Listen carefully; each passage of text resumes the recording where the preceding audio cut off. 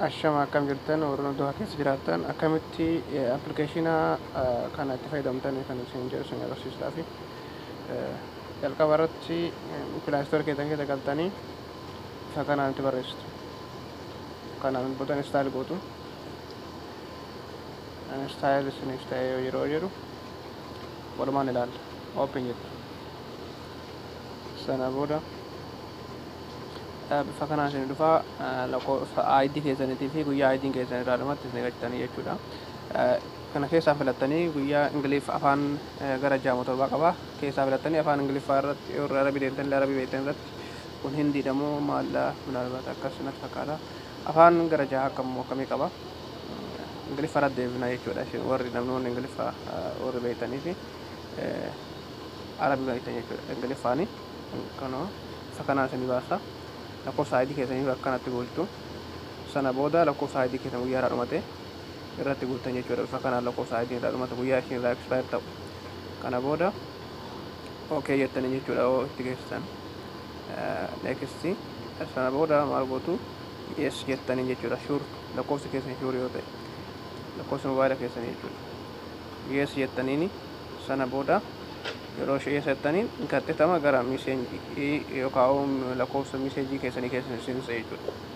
Miseejii keessan keessa yeroo inni seensisu walumaan ilaalla.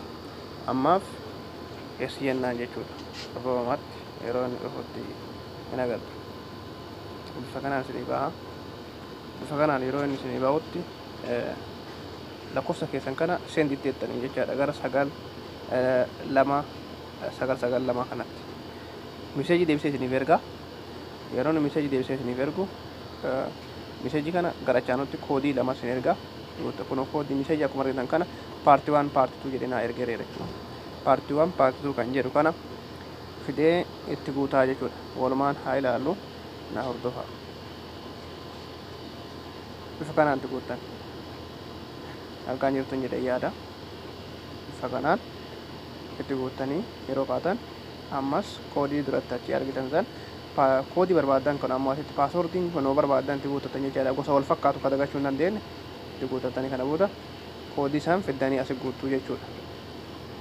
Koodii amma achi barreeffanne san finnee asi guunna sirriitti na hordofaa. Sana booda maal gootu accept jettuun jechuudha. Okay jettuun. Kanatti nama gamaan isin fudhatee jira. Paartii tokko fittanii jirtan jechuudha. Akkuma argaa jirtan kana paartiin kan tokko banamtanii lammaffaa akkamitti register akkam gootan walumaan ilaalla jechuudha. Kana ammoo warroonni Qatar keessa jiraattan qofaaf jechuudha. Qatar keessa warroonni jiraattan garaabaan isaa isin irratti waan deemaa jiruuf namoonni waan kana buufadhaatii itti fayyadamaa jiran jechuudhaa fi namoonni yeroo baay'ee namoonni hedduun waan kana akkamitti akka buufatan hin beeknu waan jedhee na gaafataa turtaniif kanaaf waan kana isinitti hin barbaade kanaaf na hordofaa jira. Bifa kanaan hojjetu jechuudha. Akkuma argaa jirtan kana lakkoofsa expaarii keessaniitii fi guyyaa irraa dhumatee asirratti illee isinii bakka du'aaf isinii baasa jechuudha. Kanaaf kana laattanii viidiyoo kana warroon ilaalaa jirtan sirriitti na hordofuudhaan deemuu qabdan jechuudha. Kaameratti kilik gootu kanarra guyyaa irraa kanatti jechuudha. Kunniin keessaa filattanii akkuma argaa jirtan kana kunni martuu isteeppii qaba jechuudha. Isteeppii isaa kana hordofanii baay'ee salphaadha. Yeroo geessitan ammoo bifa lakkoofsa karaa manaatii fi wantoota barbaachisan istiitii keessanii fi wantoota adda addaa isin gaafata. Kanneen keessaa ammoo walumaan ilaalla. Maal gootu akkanatti amma yeroo inni miseejii isin deebisee jedhe kanatti jechuudha. Isteeppii san yeroo fixxanii kaatan jechuudha. Isteeppiin isaa kun faamilii jedha. Others jedha. Wanna expire password naamina waan adda addaa baay'ee jira. Laayisens warroonni qabatan naamina baay'ee gaafata. Isin ammoo warroonni laayisens qabatan illee laayisensiidhaan illee kan guutamu ni jira.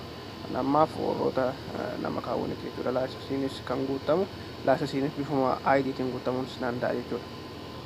Manuma keessa teessanii osoo akka kaanii wannachuudhaaf hin deemne kun guutamuun isaa baay'ee salphaadha.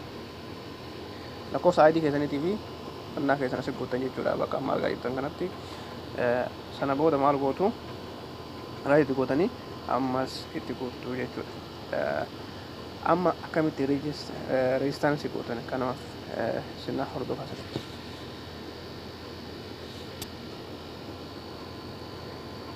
Maal gootu seetu bakka nama irratti gubbaa irratti cuqaasee isinitti mul'atu natti fakkaata. Isinitti mul'isa. Bakkeen sun eessa isin fakkaatu bakka kan argaa jirtan jedhee yaada. Kunni martuun isteeppii fi guuttata jechuudha. Akka amma irra oofaa jiru kan isinitti mul'ata jedhee yaada. Kan argaa jirtu koontiruu jettanii oonanisti jetta. Gubbaa irra kan ammoo lakkoofsa ID keessaniitii fi baay'ina asirra jira. Kan akkuma jettuun kan as guuttan jettanii ani ammoo irra gurra seessee jira jechuudha lakkoofsa ID kiyyaa. Asumaal gootanii raayitiitti gootanii kan koontinuu jettanii nammallee suuna. Rakkin hin qabu kun baay'ee salphaadha. Hulimaan ilaalaa deemnu jechuudha. Maalli bakka kanatti ammoo inni dongorus hin qabne jechuudha. Bakka kanatti tasaasa'uu hin qabdan. Zoonii keessan bakka jirtu guuttanii lakkoofsa zoonii keessanii irra guuttu ifama. Lakkoofsa zoonii keessanii yeroo guuttanii kaatanu sana booda istireetii keessan biildingi nambarii akkasuma karaa baabnaamina waan akkasiiti. Karaa jechuun roolli maabiraatii lakkoofsa maabiraatii guuttamu jira. Zoonii jira maal jira. Kana marayyuu guuttanii kaatanii yeroo kaatan bifa kanaan okee hiddettanii jechuudha. Sana booda bakka gubbaa irra kana akkuma irratti lakkoofsa kennaati. Bakkeen dho'isu kana laaluun yaalaa fi kaawwanuma laalaa deemaa jechuudha. Sana booda maal gootu seetu bifa kanaan eegasiniif dhufee booda maal gootu kana biraan as bira dhuftanii bakka irraan kilik gootanii viizitoo kaardii jettanii mootar kaardiidha keessan okee jettanii yes. Sana booda maal gootu seetu deliver access jedhu kana dhuftanii gubbaa kanarra jechuudha. Yeroo bakka kana gootan dhufaan duubatti isin deebisa jechuudha. Yeroo inni bakka kana keessan paartii kana fixanii dhuftan jechuudha ammallee. Kanammoo maal gootu kan itti aanu kana tuutu jechuudha. Kana boodas walumaan ilaalaa deemna. Raayitiitti gootu lakkoofsa ID nambarii itti gootu jechuudha. Lakkoofsa ID nambarii keessan fixanii kaatan akka okee jechuudha daayirektii. Kana boodas ammallee lakkoofsa ID fi expaayirii fi neemii keessan asirratti isin baasa. Sana booda neekist jechuudha gabaabumatti kuni homaa biraan barbaachisu. Neekist jechuudha. Kunis dhumatee jira. Kan itti aanu amma kan bifa ishaaraa kana argaa jirtu yaada. Ishaaraa maabiraati yookaan poolisaa kana irra dhuftanii yeroo isa bira geessanus bifa kamiin akka isinii baasu maalirra akka isinii gahu sirriitti addaan baafataa deemuu qabdu jechuudha. Namoonni waan kana kan duratti hin fayyadamin akka itti fayyadamtan warroonni ammoo waan kana buufatanii qara itti fayyadamtanii jirtanis namoota hin beekne wal barsiisuun aadaa keenya waan ta'eef waliif gargaaruun aadaa keenya wal gargaaraati. Namoonni waan kana gadi buufatiin gad buufataatti fayyadamaa isin jedha.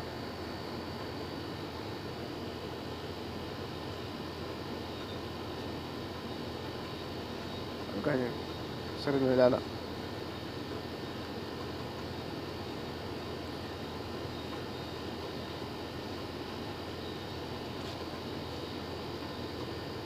Sirriitti ilaala sirriitti sirna hordofaa qalbiidhaan afaan bu'aa.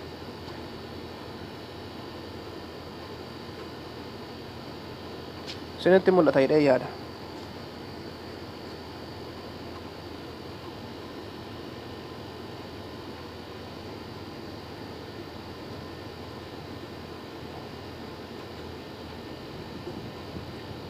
Kana maal gootu seetan akkuma argaa jirtan kana baayar qaayidii nambarii fi reejistar baayar akkasuma koodii isaa kan isin achiisee ergame san lakkoofsa faayil moobaayilii nambarii fi pilaaneetii nambariidha.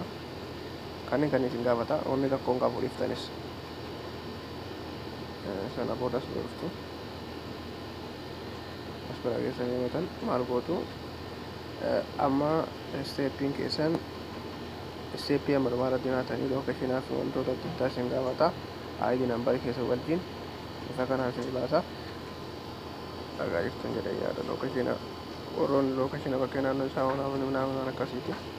Zoonii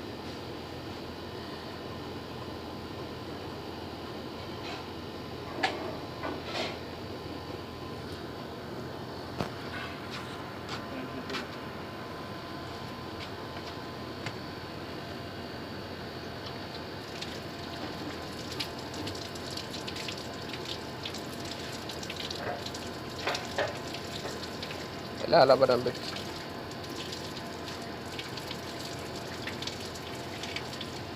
Lakkoofsa adii keenya gubbaa irras jalas jechuudha kun ammoo maal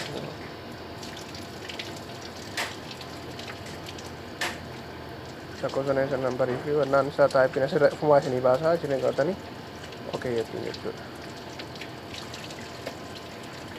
Akkuma argaa jirtan kana.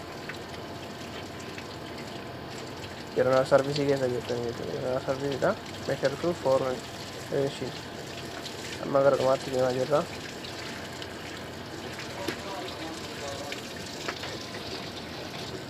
Akkas gootu kana booda maraa isin jedha subscribe gootu. Kana booda mobile numberiidha. Okay jettu.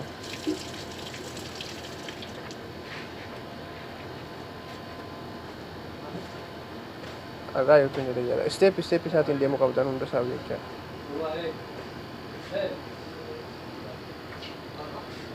Step isaatiin hundi barumsi koo kanadhaa kana fakkaataa fadhaa horaa bulaa deebanaa isiniin jedha.